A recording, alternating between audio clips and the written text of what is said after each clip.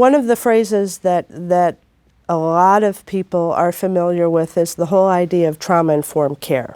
And I'd like to start there because what we do in the field of victim services and allied services for older adults, in my realm, people with disabilities who experience violence, it's not care.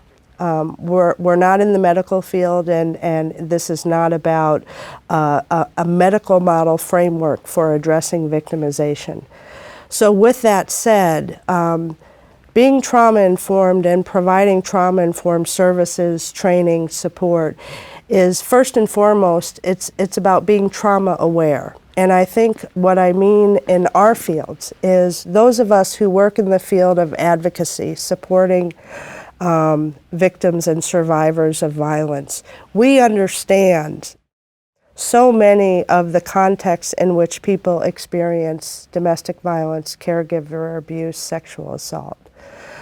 But at the same time, every activity that we undertake needs to include a comprehension and a recognition that trauma impacts everything, not just for the survivor, but also in work with law enforcement. If we're providing support to a victim who is being interviewed by law enforcement about, let's say, a sexual assault, being trauma-informed is, it's not just being aware that this person experienced harm.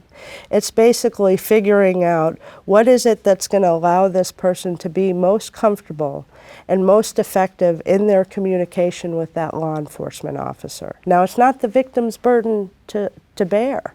It's the burden of professionals and allied professionals who are working in the system of criminal justice, elder services, adult protective services. So to be trauma-informed basically means that we have to be aware, even though we might not know this individual's particular story, that individuals who have experienced the kind of interpersonal violence that we're talking about often carry around, sometimes unknown to them, responses to situations, to individuals, and to systems that impact how well those systems work for them. Let me give you an example.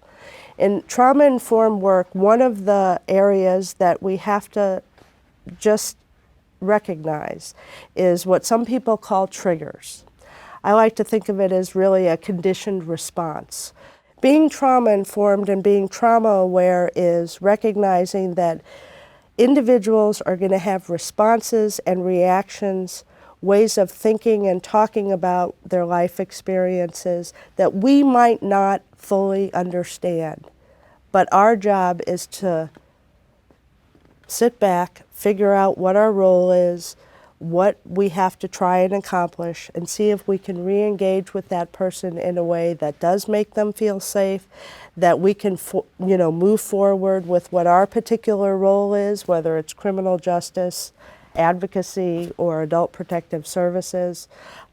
It comes out in ways we may not expect. And so to be trauma-informed basically means that it's our job to figure out how best to connect with, recognize that a lot of things are going to be going on that we might not understand, but continue to do our job and work to, as best as possible, provide whatever that individual victim or survivor needs to access justice, to access services, and to access supports.